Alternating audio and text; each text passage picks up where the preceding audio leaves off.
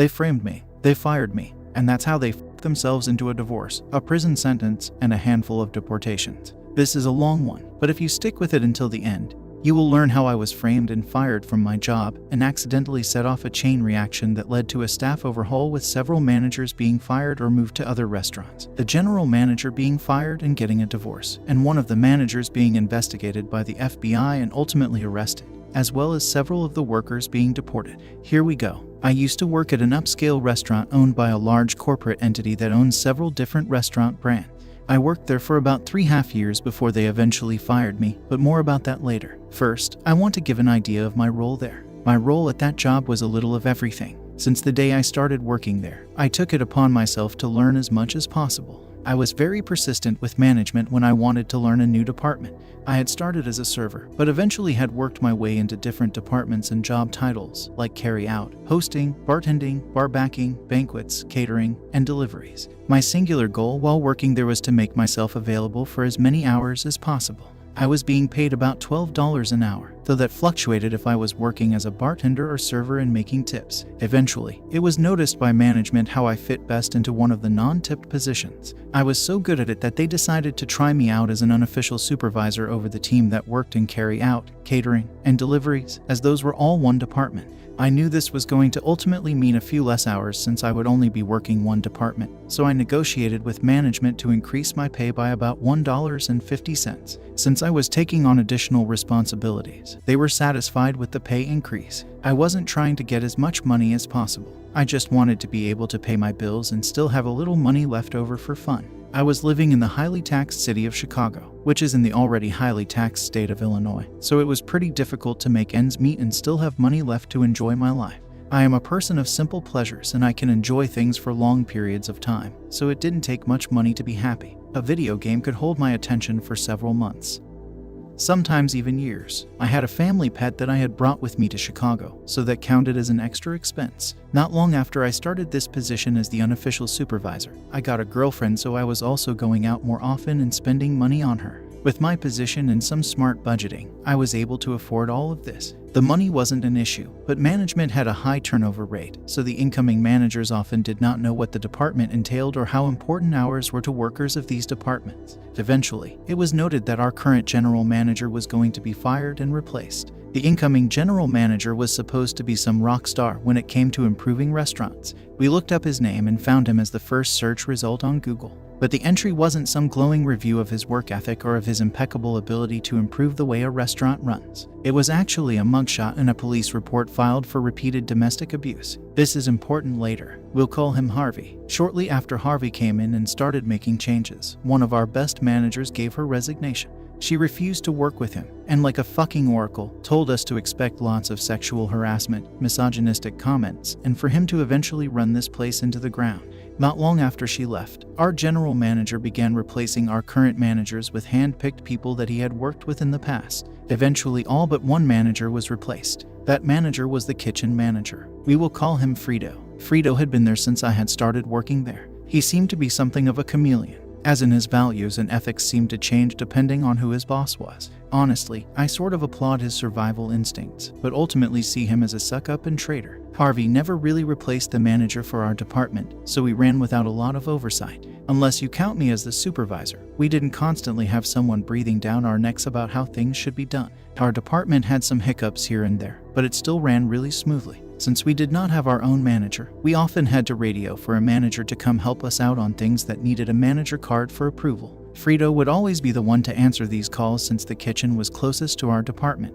Over time, the new team of managers started to see Frito as the manager of our department as well. However, the hourly team that worked there still saw me as their supervisor. This meant that any time Frito was trying to make changes that would ultimately hurt us, the team relied on me to mitigate those disasters or to negotiate with Frito to let us do our jobs the way we had already proven worked really well. Over several months, Frito and I would butt heads dozens of times. He and I were constantly arguing about how important hours were to the workers in this department. He had it in his head that we should be living off of tips like servers, but since most of our orders were carry-out, they came in through Grubhub, and Grubhub doesn't tip. We didn't have a lot of deliveries in a day, and the tips we got from those were maybe $10 if we were lucky. But splitting $10 four ways doesn't add up to a lot. It just showed that Frito had no clue what he was talking about. Eventually, we had a meeting with our Harvey, Frito, and all the workers of this department. It was marketed as a chance to voice all our grievances and concerns with the changes they wanted to make with no chance of retaliation. So the workers did exactly that. They talked about how Frito was trying to cut hours even though he isn't our actual manager. When it was brought up that they were attempting to hire someone to be the manager, the team suggested that I take over since I had already been supervising them and running things smoothly for the last several months. I was also the one that management consulted with when writing schedules, as I had an understanding of the days some workers could and couldn't work depending on their school schedules or family life. I could see at the moment it was suggested that Harvey and Frito made the decision on the spot that I had to be gotten rid of. Although they didn't say it, I could see the look they gave each other and instinctively knew that my days at this place were numbered and my job was going to be getting the axe one way or another. They made a bunch of promises to us about not cutting hours. They told us that they would stop sending all but one person home early and only leaving one person to clean everything and close up by themselves, as this wasn't a small department and it was simply too much for one person to do alone while still meeting health and safety standards. They promised that whatever hours we were scheduled for, we would work. We weren't trying to be unreasonable, so we told them that we usually have 3 or 4 people scheduled to work our department. They could cut 2 of them early, but we always needed at least 2 people here to help close properly. The promise was made that they would always have at least 2 closers. However, only about a week later, they started sending all but one person home early again every night. One night they tried to do it while I was scheduled as the closer, and we had just returned from a massive catering event and there was an unbelievable amount of cleanup left to do for one person. When Frito came in and tried to send everyone except me home, I stepped up and told him that he was consistently breaking the promise he had made it to us during the meeting. He looked me square in the face and told me to stop complaining about it, and if I was going to keep trying to talk to him about him breaking his promises, he could easily find someone who could work my shift. I quickly realized that this was an assassination attempt on my job. He wanted me to press it further, so I backed off and started cleaning. I ended up having to stay way late, and that meant overtime pay anyway. I got a write-up for that, since we aren't allowed to work overtime without a manager's approval. When I refused to sign the write-up, pointing out that I had tried to explain to Frito that I wouldn't be able to clean up all that stuff alone before my scheduled shift ended, I was allowed to leave without signing the write-up, but only because the HR rep that was present at the time wasn't one of Harvey's cronies. Skip ahead to the day I was fired. It is important to note at this point that I always came into work an hour early. Since we lived in Chicago, food was expensive. However, at our job we were allowed to have as much free soup and bread as we liked. So I would come into work 1 hour early every day so I could have some soup and bread for lunch before my shift. But on this day, when I walked into the kitchen to get myself some soup, one of the line cooks told me that he had a dish that had been canceled after he cooked it, and Frito had told him to give it to someone. He assured me Frito had already comped it and that it was free to take for whoever wanted it. It just so happened to be my favorite appetizer, so I happily took the free food. Not long after I got to my booth, both Harvey and Frito approached me and asked me if I had put in a ticket for that food. I told them that the line cook had given it to me and said it was the canceled order that Frito had already comped. Frito looked dumbfounded and said he had no idea what I was talking about. So Harvey told me, "I think you know that's theft. Go ahead and finish the food and then grab my stuff and go. That's the last meal you'll be having here." I tried to explain to them that I had been given this food by the line cook, but they refused to listen, so I offered to take them to the kitchen to clear it up with the cook. But by the time I had gone back to the kitchen with them to talk to the line cook, he had already gone home for the day. I had no choice but to gather my stuff, say my goodbyes, and head home. On my way out, I told the people working my department that afternoon what had happened, exactly as it happened. They were shocked and angry, but mostly sad to see me go. I decided that on my way out, I would stop by the accounting office and pick up any tips that may have been dropped for me that week, just to make sure I didn't get screwed out of that money. Before heading down, I had the gut feeling to just set my phone to record, and I stuffed it into my pocket with the camera rolling. Although the video was entirely black since it was in my pocket, I did manage to get a pretty muffled recording of Harvey and Frito's voices through the door, discussing how things had gone as planned, and that they had been trying to get rid of me ever since the meeting with my department. I knocked on the door and they hushed up before opening it. They asked what I was still doing there, and I asked for my tips. They gathered what was in the safe for me and handed it over. Despite my anger rising at what I had just heard, I decided not to burn this bridge just yet, because perhaps I could fucking nuke it later. I offered a handshake to both managers, thanked them for the opportunity to work there, and left, making sure to pull my phone out of my pocket and record the front of the restaurant, with the sign showing its name and logo. Working in a restaurant, you learn to always cover your own ass. It's true for most jobs, but something was just telling me I would need this all later. If I was being accused of theft, I wanted to be able to prove it wasn't true if ever came up in future job interviews, which is exactly what happened and where this all started going nuclear. On the train ride home, I sent some messages and made some posts on some local groups on Facebook saying that I had just been fired and that I was looking for a job as quickly as possible. By the time I got off at my stop, I had already set up an interview for later that day. I was offered the job about 5 minutes into the interview, but after going over the details, it didn't sound like it was for me, so I turned it down. I interviewed a few other places and found one that was a damn good fit, with a hefty pay increase compared to my previous job, and I wouldn't have to deal with customers. It was an auditing job for a logistics company. However, during the interview with the manager of this job, he mentioned he had already called my previous place of employment and spoken with the general manager, Harvey. Harvey had told him that I had even fired for theft. Luckily for me, the manager I was interviewing with asked me to tell him more about that, and he was willing to let me pull out my phone and find the recording. I asked if the voice in the video was the same as the one he spoke on the phone with. It was. That was confirmation enough for him that I hadn't made a fake video. He listened to the two managers in the video admit that they had set me up, and watched to the end when I showed the front of the restaurant, complete with the logo and name. The manager interviewing me, who will start calling Dean, hired me immediately and asked me to send him the recording. I did. I thought that was the end of it. About 7 months later, after settling into this job quite nicely, HR sent out a welcome all our new team members email, which listed all the newest hires, some facts about them, and had pictures of them all. They sent these out every time they hired a new round of people. One of them, Thomas, was a former coworker who worked with me at the restaurant. We had worked at the host stand together, so I was pretty glad to see someone I knew and liked coming onto the team. I sought out his desk and went and said hello, and asked why he left the restaurant. He hadn't left willingly. He'd been laid off because the company was under investigation.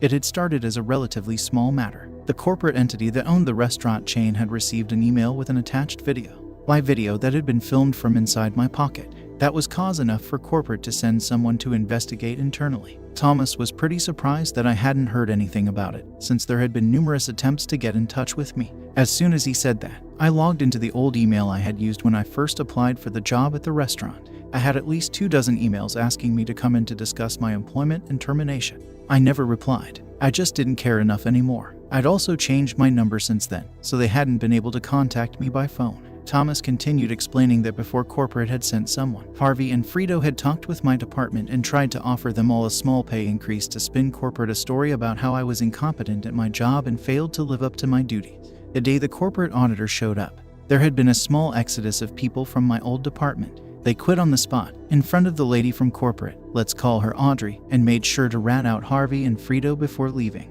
Strike one for both of them. Strike two came a couple of days after Audrey showed Harvey and Frito the recording that had kicked all of this off. They denied it vehemently, but there was no mistaking Harvey's voice. It's unique. Not only that, but the video also picked up their voice and mine when we shook hands and had a friendly parting of the ways, which was something they had already bragged about to Audrey, thinking it made them look better that we were able to part on good terms. This wasn't the actual strike two. That came when it was clear they needed to be separated. So Audrey sent Frito to work at another restaurant owned our parent company and temporarily demoted Harvey to manager. This tore them apart. They had once been an inseparable evil team, but the pressure of the investigation must have pushed them over the edge. They ended up at each other's throats. On Facebook, on a public post on the company page. The post had since been deleted, but Thomas explained it as the following. Frito had been pictured in the Facebook post on the restaurant page, and Harvey made a passive-aggressive comment about how Frito shouldn't even be in the picture since had been moved to another restaurant due to misconduct. Frito saw this comment and said something along the lines of, at least when people Google my name, I don't show up as the guy that punched his wife. To which Harvey responded, very funny from the guy who is cheating on his wife with Janet's sister. Not her real name, but Janet was the girl they appointed to officially supervise my old department after they fired me. The unofficial supervisor. Frito replies to that by saying, like, you haven't tried with half the waitresses. They all have stories about you trying to fuck them. The post was deleted, but not before it had been seen by Audrey the auditor. That was officially strike two. Strike three came the next day when Audrey started interviewing the female waitstaff and bartenders, seeing if any of them could confirm that Harvey had tried to make a move on them. All of them were interviewed separately. Several of them had similar stories. Every girl that confirmed Harvey had made a move on them all said he had offered to be their sugar daddy if they would send nudes or stay after closing to fool around with him. Harvey was fired, But that isn't the worst of it. Audrey, the auditor, wasn't just some random woman from corporate. She was the old regional manager for this area, and had personally hired Harvey's wife as the general manager of another restaurant in the city. So she called up the restaurant Harvey's wife worked at and told Harvey's wife everything she had learned from the female waitstaff.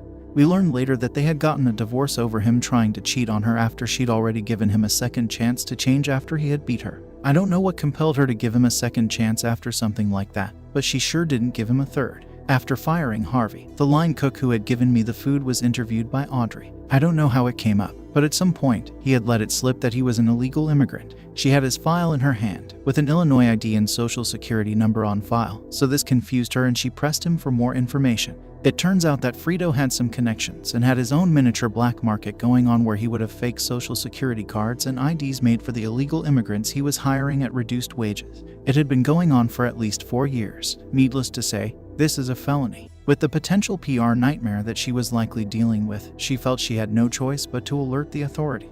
Local PD enlisted the help of the FBI since some of the evidence led them beyond the jurisdiction of the local police. Frito was arrested and quickly gave up the names of the people working that he had sold social security cards and IDs to.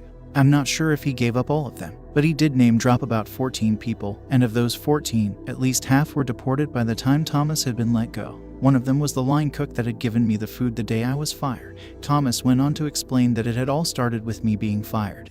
But I never sent that recording to corporate. I'd only sent it to Dean when he hired me. I asked him about it, and he told me he had sent it to his wife since she was a lawyer. He wanted to see if I had a case to maybe sue my old job, since what they had done was wrong. But he also remembered that when we had first talked about it, I had said I'm not the type of person who would try to make millions off an entire company because of the mistakes of 2 assholes. But I'd also said that it would be pretty sweet to see them lose their jobs too. So his wife had been the one that sent it to the legal team at the corporate HQ of my old restaurant job. My boss showed it to his wife, who forwarded it to the real head honchos of my old job. They were both just trying to get 2 scumbags fired for what they did to me, but ended up pulling a thread so long that it didn't end until there were sexual harassment accusations, revelations about managers cheating on their wives with girls related to people they had placed in positions of authority, a divorce, mass layoffs pending investigations, a staff overhaul, an FBI investigation into what could be considered black market dealings of falsified government-issued document, and at least a half dozen deportations and probably as many as 14. I don't know if this counts as nuclear revenge, as I didn't actively pursue it. But Thomas ended up showing me that even if it wasn't revenge, it was definitely nuclear, and the crater it had left was massive.